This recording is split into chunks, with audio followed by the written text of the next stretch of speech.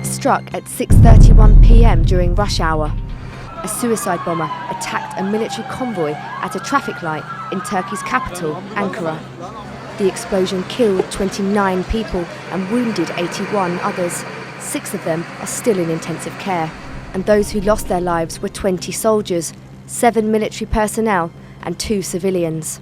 Shortly after, Prime Minister Ahmet Davutoglu announced that the PKK and the YPG were behind the attack. The YPG is the armed wing of the PKK's Syrian branch, the PYD. Bu saldırının Türkiye içindeki bölücü terör örgütü mensuplarıyla Suriye'den sızan YPG mensubu bir kişinin birlikte gerçekleştirdikleri ortaya çıkmış bulunmaktadır. The YPG has denied any involvement, but later in the week, a group affiliated with the PKK and the YPG claimed responsibility. It refers to itself as TRT and says it will continue its attacks. But Davutoglu says that the YPG is using TRT as a proxy to cover up its own responsibility. Tak dediğinizde ayrı bir örgüt değil, PKK'nın uzantısı bir örgüt. YPG de PKK'nın uzantısı bir örgüt. Yani tak üstlenmiş olsa da bu YPG bağlantısını ortadan kaldırmaz.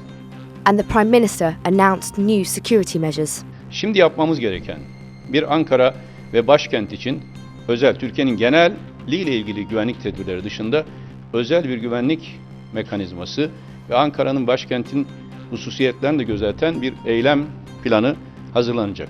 Not long after, 6 more Turkish soldiers were killed in the southeastern province of Diyarbakir. PKK terrorists detonated a remote control bomb as a security convoy was travelling on a highway that links the city to the district of Lice. The soldiers were returning from a mine clearing operation.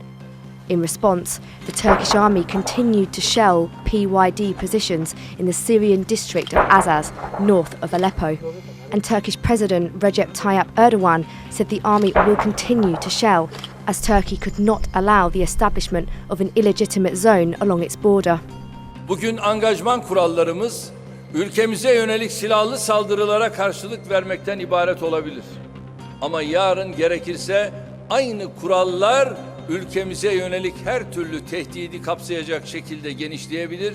Bundan hiç kimsenin de şüphesi olmasın. Erdogan then repeated his call to Western countries to recognise the PYD and the YPG as terrorist organisations. Erdogan also spoke over the phone with US President Barack Obama about the escalation of violence in Syria. Following the call, the White House said Turkey has the right to defend itself and maintain its national security. And the US wasn't Turkey's only ally to lend support. NATO Security General Jens Stoltenberg expressed his condolences over the Ankara attack and said Turkey has the full backing of NATO. Meanwhile, the European Union raised another issue that concerns Turkey, the refugee crisis. The President of the European Council, Donald Tusk, said the EU and Turkey will hold a special summit in March for a deal to stem the flow of refugees. We agreed that our joint action plan with Turkey remains a priority and we must do all we can to succeed. After it was revealed that the Ankara bomber had links to the YPG terror group in Syria, Turkey stepped up security measures on its border. Turkey has insisted that the security of its frontiers is an international issue and one that directly affects Europe, as many refugees cross the same border to head to Europe. And failure to help Turkey may amount to a failure to help Europe deal with the crisis, which has brought the EU to the brink of collapse.